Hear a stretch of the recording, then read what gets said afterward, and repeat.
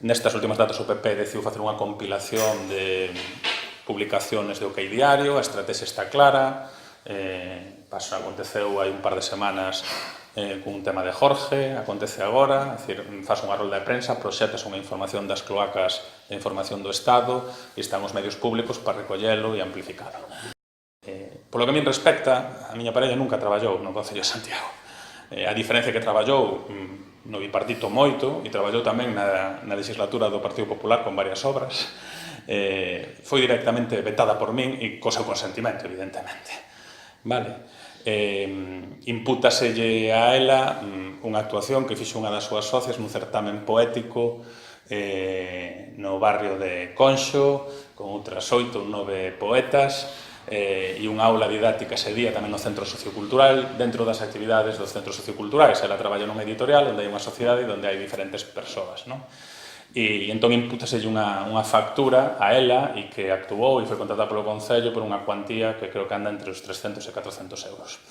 Vale? Esa é a gran contratación do mandato da miña parella, que nunca actuou en ningún acto nin ninguna cousa dependente do Concello ao longo deste mandato.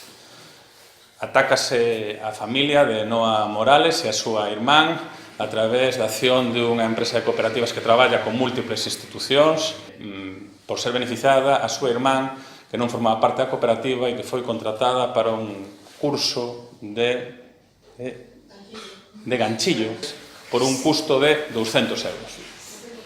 Vale. Atácase a compañeira Marta Lois porque ella desvergoña de que a xente chega a meterse na vida persoal, como é no caso de Marta, e creen que unha persoa da reputación e do mundo de teatro e que dirixiu múltiples obras de teatro e que é unha persoa contrastada como Kiko Cadaval, depende que traballe ou non traballe na cidade de Santiago de Compostela por si tuvo ou non tivo unha relación sentimental.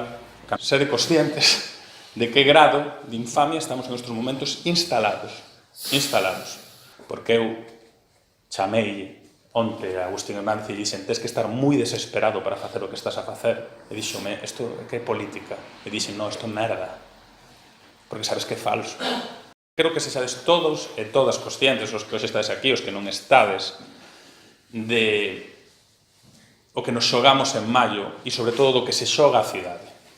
É dicir, a cidade que quere socializar en estes momentos esa etapa de cambio entre todos e todas, seguir impulsando políticas sociais, recuperar servicios, seguir practicando plans de mobilidade e políticas urbanísticas sostibles, ou queres estar presa de intereses fácticos e mediáticos que pasan por caixa pública sistemáticamente, queres estar presa de concesionarias que subvencionan partidos para seguir mantendo os seus privilexios na xestión de servicios no Concello. Iso é o que nos estamos a xogar.